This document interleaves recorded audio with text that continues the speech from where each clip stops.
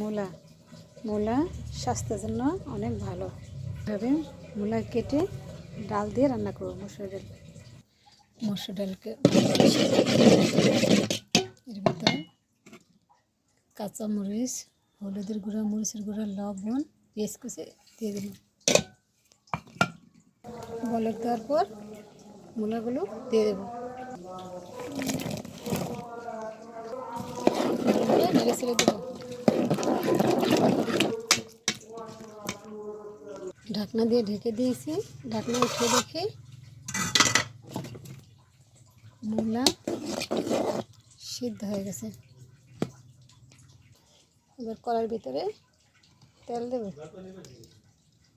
তেলের ভিতর রসুন কুচি, মরিচ, শুকনো মরিচ দিয়ে দিলাম। বাগারটা যখন ভাজা হয়ে গেছে তখন এর ভিতরে কিছু কালো জিরা দিয়ে দেবো।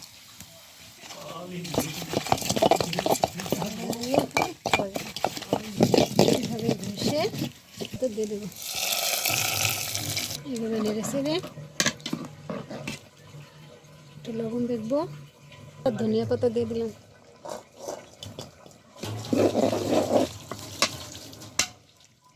হয়ে গেল আমার মূলার ডাল। এই হয়ে গেল রান্না করা আমার মূলার ডাল।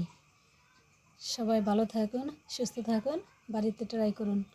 মূলা স্বাস্থ্যসম্মত, সবার জন্য খাওয়া ভালো। আল্লাহ হাফেজ।